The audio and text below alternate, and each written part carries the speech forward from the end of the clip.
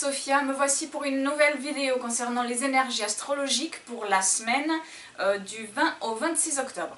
Cette semaine, 3 planètes changent de signe. Une reprend un mouvement direct et puis cette semaine nous allons avoir aussi une nouvelle lune éclipse solaire. Tout d'abord, ce sera au tour de Mercure de faire un aspect harmonique avec Jupiter qui est en Lion. Cet aspect entre ces deux planètes, ce sera un moment pour poser un regard plus large par rapport à ce qui nous est en train d'arriver, par rapport aux situations que nous sommes en train de vivre en ce moment. Surtout par rapport à ce qui concerne notre façon de communiquer, notre façon de nous exprimer, notre façon de penser. Il faut ici revenir sur ce que nous croyons comme acquis. Il faut s'interroger sur ce qui a encore besoin de révision et également sur tout ce qui peut être maintenant porté vers le monde. Il ne faut pas oublier que Mercure sera encore rétrograde en ce début de semaine. Si vous avez des planètes angles ou nœuds personnels entre 18 et 19 degrés du Lion ou de la Balance, vous ressentirez peut-être ces énergies plus fortement. Jeudi soir, nous allons avoir la nouvelle lune. Ce sera une nouvelle lune à 0 degré du Scorpion à 23h56 heure française. Cette nouvelle lune sera également une éclipse solaire, une éclipse partielle du soleil. Donc ce qui veut dire que ces effets pourront avoir lieu, pourront durer jusqu'à 6 mois à partir de maintenant. Cette nouvelle lune annonce des nouveaux débuts qui pourront être plantés maintenant, de nouvelles graines qui pourront maintenant commencer à germer, une nouvelle perception et une nouvelle conscience qui pourra maintenant être acquise. C'est aussi une éclipse solaire, donc cette nouvelle lune, elle viendra avec cette énergie solaire qui est celle d'une nouvelle conscience à propos de ce qui nous entoure. Nous avons cette possibilité, si nous le souhaitons, si nous le voulons, d'apporter une nouvelle vision à l'action. En Scorpion, cette nouvelle lune va nous amener par des chemins transformateurs. Des chemins qui, pour certains d'entre nous, seront là pour nous désidentifier émotionnellement de la matière. Et oui, Scorpion, c'est un signe qui demande de faire un effort pour aller vers le détachement. Il faut tout mettre en œuvre et puis laisser les choses se faire. Il faut avoir conscience que nous co-créons notre vie. Ce qui veut dire qu'il y a encore plus au-delà de ce qui nous est permis d'entrevoir. Le Scorpion permet cela, de mourir à soi pour permettre de renaître autrement. L'énergie du Scorpion est une énergie de prise de conscience intérieure, tout d'abord. Le Scorpion nous amène d'autres réalités possibles. Il touche du doigt ce qui doit être révélé au monde. Les non-dits, les secrets, et aussi ce que nous ne voulons pas voir. Et parfois le Scorpion le fait d'une façon dure et piquante, mais son seul but est celui de ramener à la surface ce qui doit être exposé pour pouvoir devenir conscience. Cette nouvelle lune sera très harmonieuse. Ce qui débutera maintenant aura de grandes chances de réussite, mais uniquement si nous sommes prêts, si nous voulons et acceptons de voir les choses telles qu'elles sont, et non pas comme nous voulons qu'elles soient. La mise en face de la réalité ou la découverte d'une certaine vérité peut être dure, difficile à accepter, mais elle est nécessaire pour continuer dans le chemin que notre âme s'est donné comme parcours pour cette incarnation. La Lune et le Soleil se feront accompagner dans cette aventure par Vénus. Tous les 3 vont entrer le même jour dans le signe du Scorpion. Voici la lumière, l'émotion et l'amour qui vont maintenant entrer dans les profondes entrailles de Pluton. Pendant le prochain mois, il faudra faire attention au comportement trop possessif envers les autres, envers ce que l'on souhaite avoir ou faire. Il ne faut pas oublier que Uranus est en Bélier, encore pendant quelques années, et qu'il est dans un aspect dissonant au signe du Scorpion. Cet aspect dissonant demande des ajustements, et avec l'énergie imprévisible d'Uranus, les ajustements, les modérations qui nous sont demandées par cet aspect seront plus difficile à trouver et parfois aussi difficile à accepter.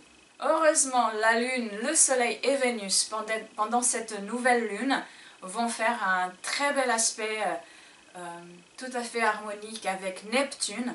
Il y a là une énergie de partage sans limite, de communion, et une possibilité une grande ouverture à l'énergie du cœur, c'est-à-dire une ouverture à la gratitude, au pardon, à la créativité, permettant ainsi la construction de soi.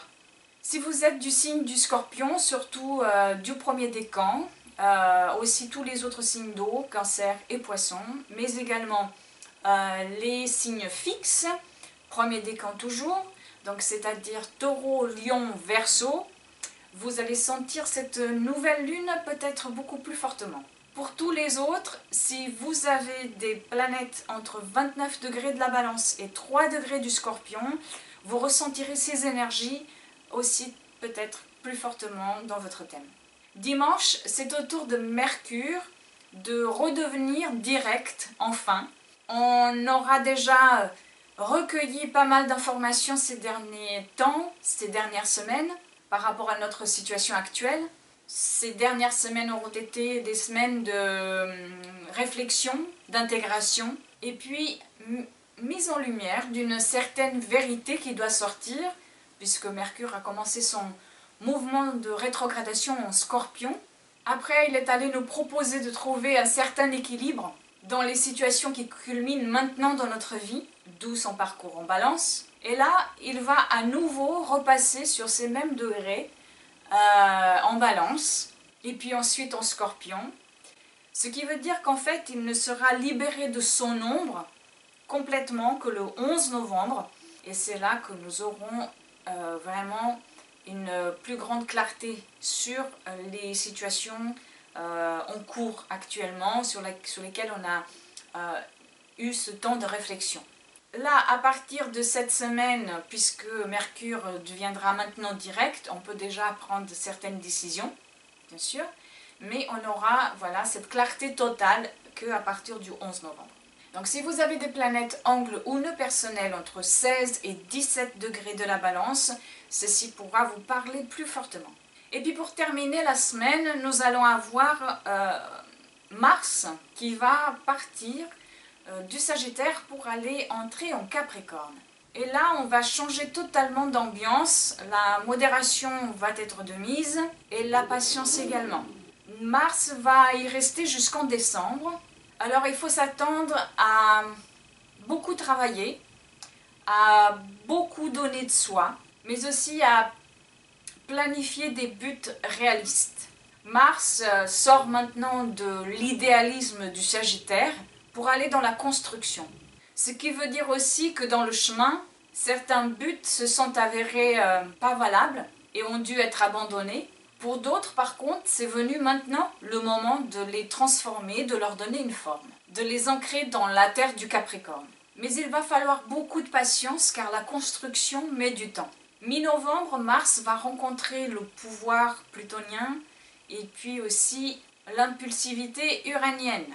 Mars va venir réveiller ce carré entre Pluton et Uranus qui dure depuis 2012. Et cela pourra nous apporter certaines surprises qui pourront s'avérer frustrantes si nous nous sommes trop accrochés à un certain résultat. Ou alors nous allons devoir prendre des décisions un peu à contre-cœur. Pour d'autres encore, ce sera le moment de sauter le pas et d'aller en avant sur certaines entreprises qui doivent maintenant se mettre en route. J'en parlerai dans mes prochaines vidéos hebdomadaires, mais il faut d'ores et déjà s'attendre à ce que le mois qui arrive va être un mois qui ne sera pas du tout un mois de complet repos, avec ce passage de Mars en Capricorne, et où il va donc réveiller ce carré entre Uranus et Pluton. D'ailleurs, la nouvelle lune éclipse en Scorpion et cette rétrogradation de Mercure entre le Scorpion et la Balance nous offre cette possibilité, si nous le souhaitons, qui est celle de pouvoir gérer, maîtriser au mieux le passage entre les vagues, c'est-à-dire qu'en allant vers le détachement le plus possible, en l'intégrant dans son quotidien, en acceptant son expression et en dépassant la dualité, nous pouvons accéder à un apaisement de notre être. Si nous ne le faisons pas, nous allons perdre de l'énergie, car celle-ci devait être plutôt tournée vers une élévation intérieure de soi qui finira de toute façon par apporter ses fruits dans une manifestation extérieure. Merci d'avoir regardé, commenté et partagé cette vidéo. Je vous souhaite une très belle semaine, une très belle nouvelle lune et je vous dis à la semaine prochaine. Au revoir!